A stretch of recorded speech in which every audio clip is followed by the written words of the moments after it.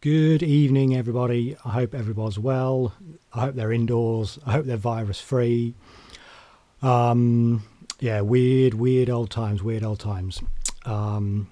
Anyway, a few videos back, I think on one of the isolation jams I did, or the first one, I mentioned I'd put together a sample pack. Turns out that's quite a bit of work, but that's done. In fact, that's even live now. So I'll put a link to that in the description. It's just it's a few samples that I made using the Korg EA1 and the Arturia DrumBrute Impact. So I'm doing a two-part video. In the first part, I'm just going to go through the DrumBrute Impact a little bit and my experience of using that to make a few little sample libraries. I don't really touch on the Korg ER1 so much. I mean, that's a sort of an older bit of kit. If folks are interested in hearing about the ER1 though, do let me know downstairs. Then in part two, I'll fire up an Ableton project and just demonstrate using some of the samples in an Ableton project. But I mean, it's the same principle. Just hearing how the samples sort of sound within a mix. Yeah, cool. Let's listen to one of the loops.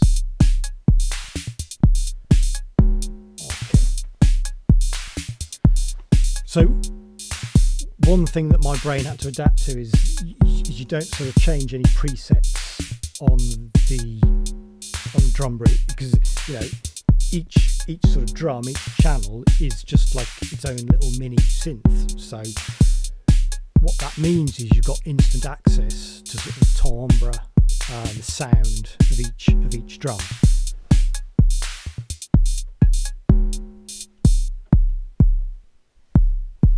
So we can access obviously that kick just by literally turning everything else down, and then we can start to play with some of the parameters. Obviously level,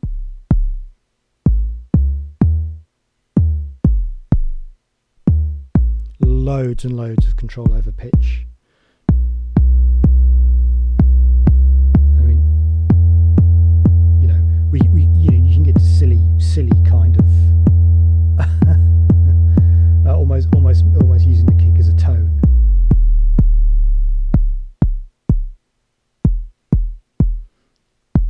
Let's take a listen to the snare.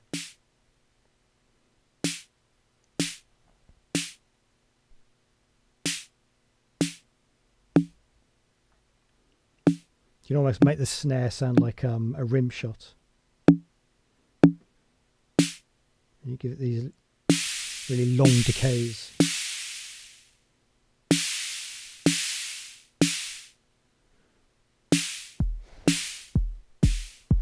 But this ability just to get your hands on the controls and very quickly dial in the sound that you want is pretty cool.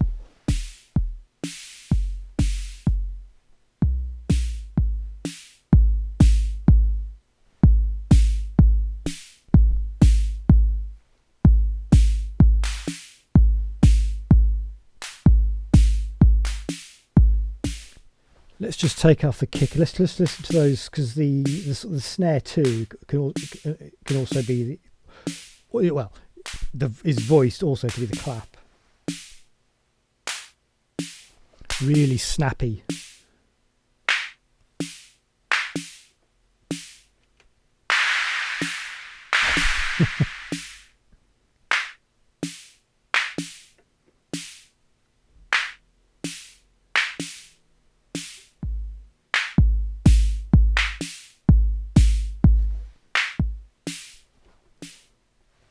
Let's. I think one of the toms is on.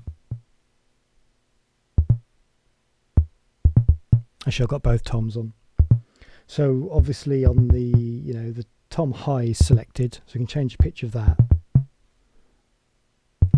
and then select the other tom,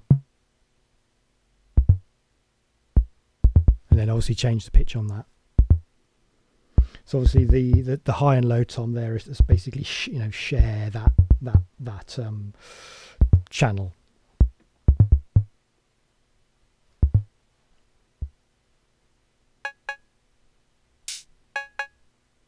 And again, cowbell cymbal.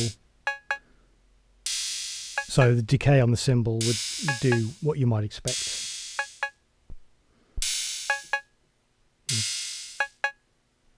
Cowbell obviously doesn't respond to decay so much. That doesn't, you know, cowbell's cowbell.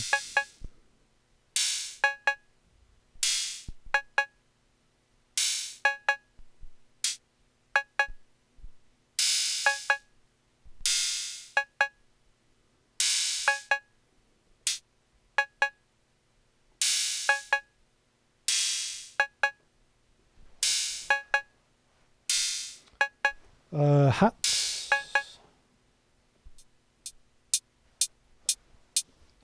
I really like these hats. They're really crisp, and other synonyms for crisp.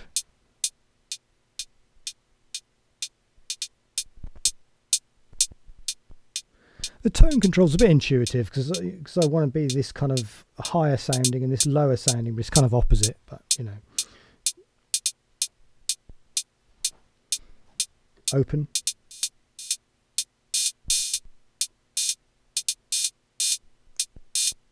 And obviously in this patch you've got so it's set up so the closed hi-hat will mute the open hi-hat, and I don't think there's a way of changing that. There might be a way of changing that.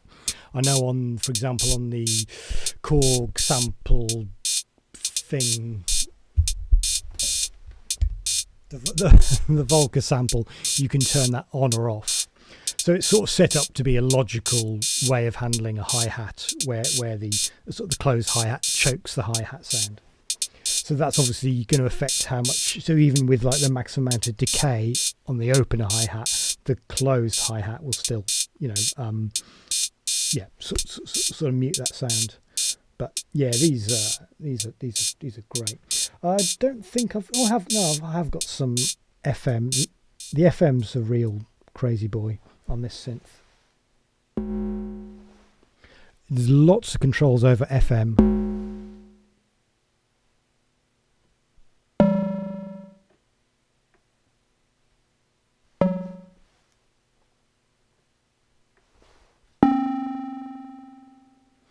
I mean, whether you'd want that in your loop, but you know, the controls are there though, you know.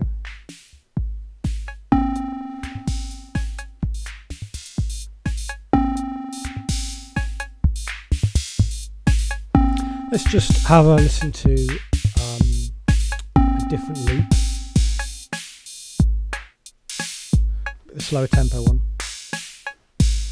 And so, you know, we can obviously, you know, so I'm feeding this MIDI. So we can start off, so, you know, sort of on the previous loop we were looking at, you know, we left it there and we can very quickly dial in quite a different sounding loop.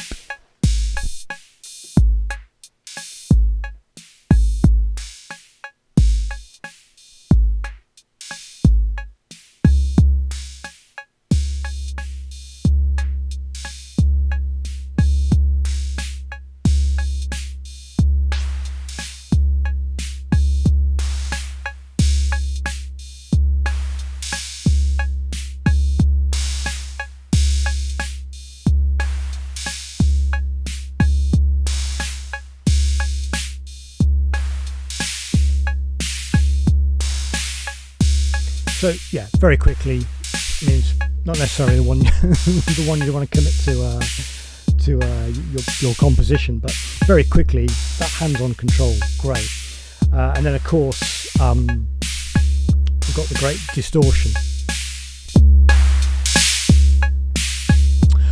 For me, I'd describe that. I think the distortion is very musical to my ears.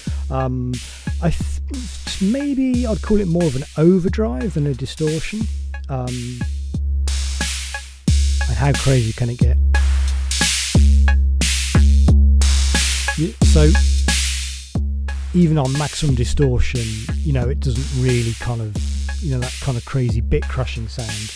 You don't get that. But I think, you know, again, you know, yeah, it's a very musical distortion, and yeah, for my ears, think of it as an overdrive.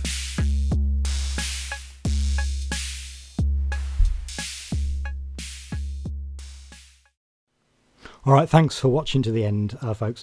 So mostly this video is a sort of it's to shout out to say, you know, I've put a little sample pack together that's available to download, and I'll put that link in the description. But also, you know, if you're interested in the DrumBrute Impact, I've gone through a little bit of the sounds there. It's not a full run through of the machine, because obviously, you know, you can run it without MIDI feeding into it and sort of program it as a standalone bit of kit or for doorless jams and stuff. Anyway, stay safe, folks. Cheers.